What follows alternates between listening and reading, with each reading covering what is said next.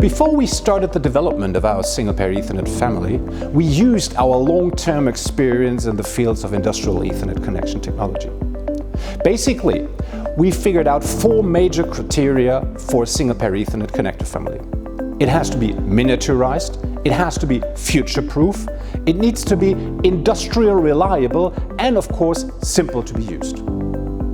All of these criteria we've been designing in our IP20 family that can be used for inside switch cabinet application, as well as into our IP67 family based on the standard M8 that can be used for sensor application outside the field.